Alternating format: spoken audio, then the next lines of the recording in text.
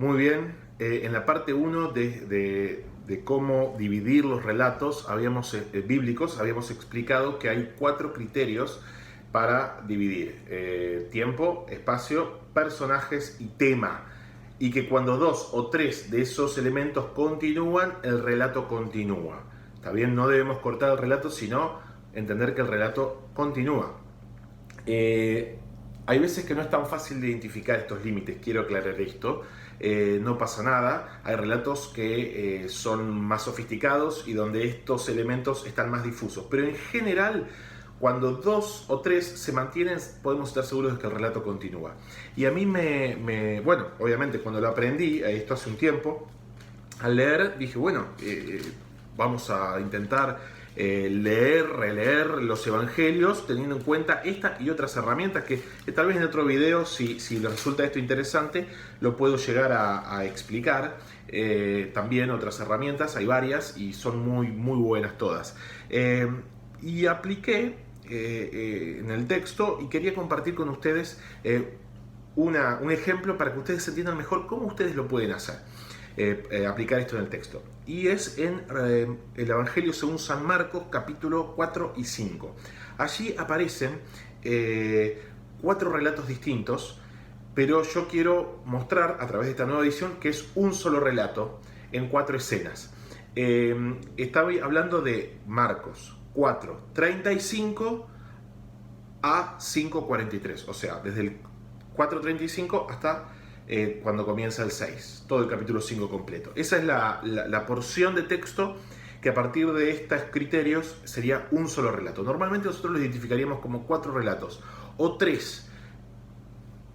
Jesús calma la tempestad, comienza el 4:35. Luego en el 5, el endemoniado gadareno, y luego, a partir del 5:21, la hija de Jairo, y en el medio, mientras Jesús va a resucitar a la hija de Jairo, la mujer que toca el manto de Jesús. Pero normalmente lo tomamos como 4 relatos, ¿no? Jesús calma la tempestad, Jesús se encuentra con el endemoniado, Jesús sana a la mujer que tenía el flujo de sangre, Jesús resucita a la hija de Jairo. Sin embargo, notemos lo siguiente.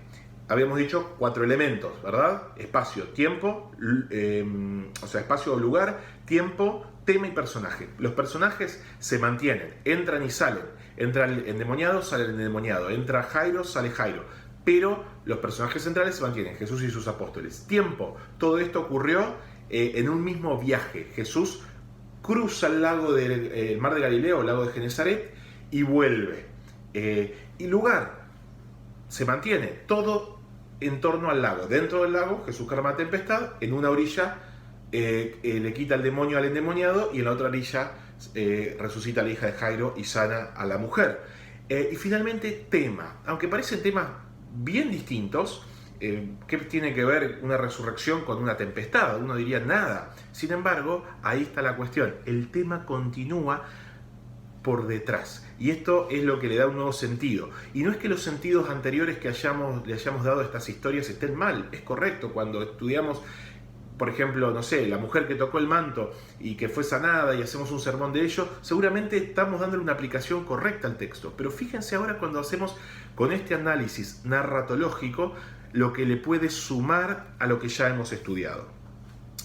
Obviamente esto es un capítulo largo y el video quiero que sea corto para que no sea pesado de ver, así que voy a resumir. Jesús calma la tempestad, van cruzando el mar de Galilea por la noche, Jesús está dormido y dice específicamente el texto que se levantó una gran tempestad, leo el versículo 4:37 de Marcos, una gran tempestad de viento y echaba las olas de la barca de tal manera que ya se anegaba, o sea, se hundía.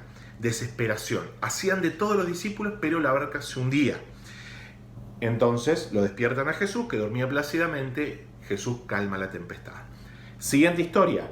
Llegan al otro lado del lago y aparece el endemoniado. Baja el endemoniado, pero se aclara del endemoniado. 5:3, leo, y 4.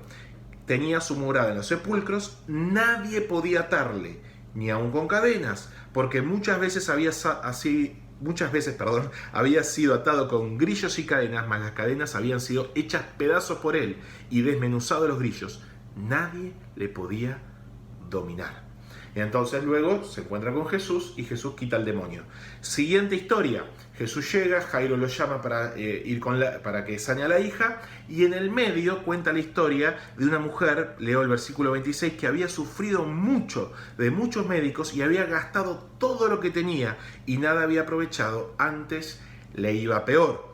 Y entonces toca el manto de Jesús y ella es sanada. Y finalmente continúa su marcha hacia la casa de Jairo, y en el versículo 35 se acercan algunos y le dicen: tu hija ha muerto, ¿para qué molestas más al maestro? Jesús va y resucita a la hija. Pero fíjense en los versículos que escogí, que hay un elemento común. En la tempestad hacían todo lo posible, pero el barco se hundía. Con el endemoniado lo ataban, lo encadenaban, pero rompía las cadenas, nadie lo podía dominar. El sangrado de la mujer había gastado todo, había hecho todo lo posible con los mejores médicos, pero nadie podía sanarla, nadie podía devolverle la salud. Y finalmente, tu hija ha muerto, o sea, la muerte ya había llegado, no había nada que hacer. En todos los casos hay una situación desesperada sobre la naturaleza, o de la naturaleza, del mundo demoníaco, de la enfermedad y finalmente de la muerte, lo más irreparable podríamos llegar a pensar. Y en todo Jesús aparece, y ante lo irreparable del hombre, Jesús calma la tempestad, Jesús quita el demonio, Jesús sana a la mujer que no se podía sanar, Jesús resucita a la muerte. Entonces, este relato, si bien son 4 relatos, en realidad es uno solo. Con este nuevo corte que hemos hecho a partir del criterio general de los 4 elementos a tener en cuenta, hemos hecho un nuevo corte y nos da un nuevo sentido. Además de los que ya teníamos, este es un sentido nuevo. El sentido genuino de este relato es de dominio. Jesús domina lo demoníaco, Jesús domina la muerte, la naturaleza, la enfermedad y hasta el conocimiento humano, porque los médicos trataban de sanarla, o sea, el conocimiento humano era limitado, pero Jesús es ilimitado. El texto lo que nos está tratando de decir es que Jesús está por encima de todo, Jesús tiene dominio. Y el libro de Marcos fue escrito para los romanos, no para judíos, sino para gentiles y romanos particularmente. Por lo cual, lo que está tratando de transmitir esta gran historia es: Jesús es quien domina, no el César. Sobre los poderes del imperio más importante del mundo, Roma, hay un poder superior, el poder de Cristo, que no solamente es Señor de todo lo humano, sino incluso de lo demoníaco, está por encima de los demonios, y hasta incluso de la muerte. Gracias a esta división de los relatos podemos ver esta nueva perspectiva que profundiza, que nos ayuda a entenderlo mejor y nos ayuda a dar un nuevo significado a las escrituras. Así que te desafío, como te dije en el primer video, a que en esta cuarentena podamos aprovechar el tiempo libre y leer los 4 evangelios cortando los relatos. De esta manera vamos a tener una mejor comprensión. Si a veces no podemos, no entendemos dónde o no entendemos si sigo, si no, no importa. No todos los relatos son tan claros como este en sus cortes, pero ustedes pudieron ver a través de este ejemplo cómo enriquece el estudio bíblico y cualquiera lo puede hacer. Así que Dios te bendiga y a leer la Biblia, que nos va a hacer mucho bien a nuestra vida espiritual. Gracias, hasta el próximo video.